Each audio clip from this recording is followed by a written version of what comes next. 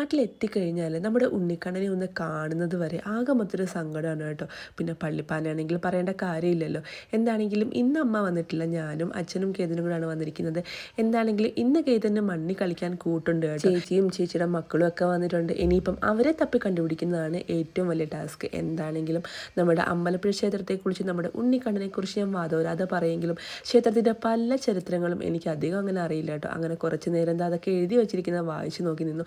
പിന്നെ നമ്മുടെ ചേച്ചിയെ കണ്ടുപിടിച്ചു. ഇതാണ് കേട്ടോ രേവതി ചേച്ചി, എൻ്റെ അപ്പച്ചിയുടെ മോളാണ്. ഇത് ചേച്ചിയുടെ മക്കളാണ് കേട്ടോ, അവന്തുവും. പിന്നെ ഇത് അർജുൻ. എല്ലാവർക്കും ഇവൻ അർജുൻ ആണെങ്കിൽ എനിക്കിവൻ എൻ്റെ അമ്പാടിയാണ് കേട്ടോ. അമ്പാടി എന്ന് പറഞ്ഞാൽ എനിക്ക് ഇവനോടൊരു പ്രത്യേക കണക്ഷനാണ് കേട്ടോ. എൻ്റെ മോനെ പോലെ തന്നെയാണ് അവൻ. കാരണം വേറൊന്നുമല്ല, സത്യം പറഞ്ഞാൽ നമ്മൾ പെൺകുട്ടികൾക്ക് ആദ്യമായിട്ട് ഒരു അമ്മ എന്ന ഫീല് കിട്ടുന്നത് നമ്മളെ ചേച്ചിയുടെയോ ചേട്ടൻ്റെയോ അങ്ങനെ വേണ്ടപ്പെട്ട ആരെങ്കിലും കുഞ്ഞുങ്ങളെ നമ്മുടെ കൈകളിലേക്ക് നമ്മൾ ഏറ്റുവാങ്ങുമ്പോഴല്ലേ. അങ്ങനെ ഞാൻ ആദ്യമായിട്ട് ഏറ്റുവാങ്ങിയ എൻ്റെ കുഞ്ഞു ഭാവിയായിരുന്നു കേട്ടോ അമ്പാടി. ഒന്നും ഇല്ലാതെ ചിണുങ്ങി കരഞ്ഞുകൊണ്ടിരുന്ന അവനെ നോക്കി ഒരുപാട് രാത്രികൾ ഞങ്ങൾ ഉറങ്ങാതിരുന്നിട്ടുണ്ട്. ചേട്ടനും ചേച്ചിയൊക്കെ നേഴ്സായിരുന്നത് കൊണ്ട് തന്നെ കുഞ്ഞുങ്ങളെ അത്യാവശ്യം നല്ല രീതിയിൽ അവർക്ക് ഹാൻഡിൽ ചെയ്യാൻ അറിയാമായിരുന്നെങ്കിലും ഒരു ടെൻഷനും ഇല്ലാതെ ഒരു റെസ്ട്രിക്ഷനും ഇല്ലാതെ അവനെ എൻ്റെ കൈകളിലേക്ക് തന്നത്. അമ്പാടിയുടെ കുട്ടിക്കാലം മുഴുവൻ ഞാൻ അവൻ്റെ കൂടെ ഉണ്ടായിരുന്നെങ്കിലും അവന്തുവിൻ്റെയും കേതിൻ്റെയൊക്കെ ഏകദേശം ഒരേ ഏജ് ആയതുകൊണ്ട് തന്നെ ഞങ്ങളുടെ ഡെലിവറിയൊക്കെ ഒരേ സമയത്തായിരുന്നുകൊണ്ട് തന്നെ അവന്തുവിൻ്റെ കുട്ടിക്കാലമൊന്നും എനിക്ക് കാണാൻ പറ്റിയിട്ടില്ല. ഞാൻ പറഞ്ഞില്ലേ 12 വർഷം കഴിഞ്ഞപ്പോഴത്തേക്കും എന്തൊക്കെ മാറ്റമാണ് ഉണ്ടായതെന്ന്.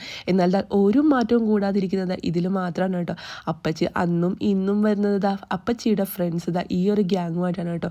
ലത ചേച്ചിയും മണി ചേച്ചിയും എന്ന് വേണ്ട അപ്പച്ചിയുടെ ഒരു വലിയ ഗ്യാങ്ങുമായിട്ടാണ് അപ്പച്ചി ഇത്തവണയും പള്ളിപ്പാന കൂടാനെത്തിയിരിക്കും. എല്ലാവരും ഒന്നും അറിയാത്ത കണക്ക് വീഡിയോയ്ക്ക് പോസ്റ്റ് ചെയ്ത് അങ്ങനെ നിൽക്കുകയാണ് കേട്ടോ.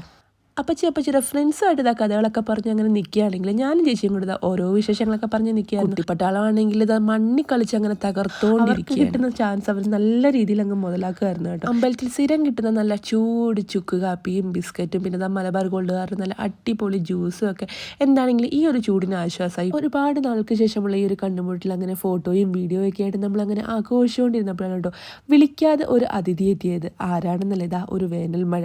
സത്യം പറഞ്ഞാൽ ഈ ഒരു വേനൽ മഴ നമുക്കൊരു വലിയ അനുഗ്രഹമായിരുന്നു കേട്ടോ. എന്താണെന്നറിയില്ല, ഇവിടെ നിന്ന് ഓരോ വ്യക്തികളും ആ ഒരു മഴ ആസ്വദിച്ചു എന്ന് തന്നെ പറയാൻ കേട്ടോ. സത്യം പറഞ്ഞാലും മഴയത്ത് എല്ലാവരും ആ ഒരു മഴ നനഞ്ഞു നിന്നാണ് കേട്ടോ പിന്നെ തൊഴുന്നത്. ഒട്ടും പ്രതീക്ഷിക്കാതെ വന്ന് എല്ലാവരും ഒന്ന് നനച്ചത് ആളെങ്ങോട്ടോ അങ്ങ് പോയി. ശരിക്കും പറഞ്ഞാൽ ഭഗവാന്റെ ഒരു അനുഗ്രഹമായിട്ടാണ് കേട്ടോ എനിക്ക് തോന്നിയത്. അങ്ങനെ നമ്മൾ മഴയിൽ നനഞ്ഞ് നേരെ വീട്ടിലോട്ടും.